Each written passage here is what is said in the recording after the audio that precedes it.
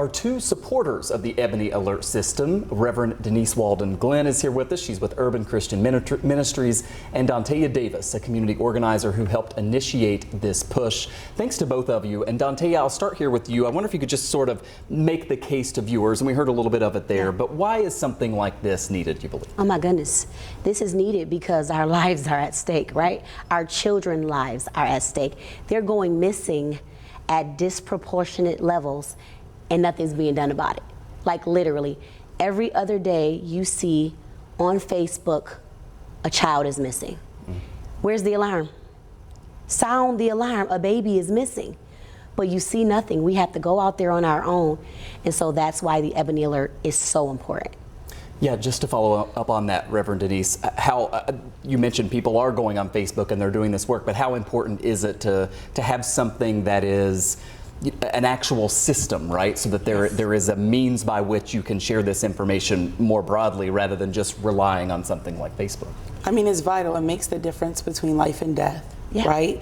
Like community can move and we can move at the pace we can move at, but when it becomes a system that's tied into government, right? Now there's all other places where they can also sound the alarm. There's ways that they can move and get information that we cannot, and they have access to what we don't have access. So it's literally the difference between a child's life or death. It's a difference between them being found or not found, or by the time they're found, unfortunately, it's too late. Yeah. And Jalen's case is such a sad reminder of this, right? I mean, you think of what could have been, and we heard that in Leah's piece. I want to ask both of you if you can address what some would see out there as a concern that there would be too many of these alerts if there are too many cases. Reverend Denise, I'll start with you. How would you address that concern and the worry that we have amber alerts and we have silver alerts and feather alerts in some states and all these different things? Address that concern that some people might have. I understand that there are many alerts, but there are many alerts for a reason. And I would ask, how many is too many when we're talking about the life and the life of a child, right? Like, at what point do you put a number? How do you quantify what's too many alerts around what could save a baby's life? And when I say a baby, I mean a child, and I'm talking about a child of any age.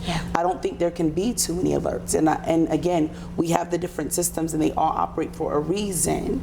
And until we can get to a place where we're addressing the underlying factors that are causing some of these issues in the first place, then we have to make sure that we're making every effort possible to save our children. Dontea, what would you add to that in addressing the concerns someone who's watching might have?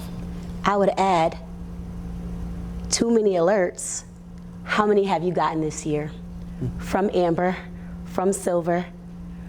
How many alerts have you had? And there's been children going missing every day after day. My phone hasn't rung one time this year with an amber alert. And there's so many things in place that, oh, if a car was involved, oh, if they were missing for 48 hours. No, when a child is missing, we need to get out there now, because if we wait 48 hours, if we wait to see if there was a car that took them or we don't get an alert, this child can be dead. And we have to just be as blunt as possible. This child can be dead. The Ebony Alert will help find missing children. The Ebony Alert will help find them immediately, right? And reunite them with their families. Had we had an Ebony Alert, Jalen will probably be here today.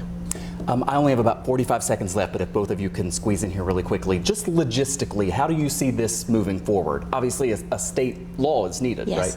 Yes. And are you hopeful? Oh, I'm very hopeful. I'm sitting in expectancy right now. It's going through the codes. So we've paired up with ex-Senator Kennedy. We're going to have conversations with April Baskin and the who's, right? To get this thing going. It's going to happen. It's going to happen. It's absolutely going to happen, and we're looking forward to seeing it happen. And the way we see it going is we see community rallying behind it until it's done. Yes. Thanks to both of you for having this conversation with us. We really appreciate it. Dontea Davis and Reverend Denise Walden Glenn. Thanks to both of you. Please keep us apprised as there are developments. We'll follow the story. Yes. Thank you.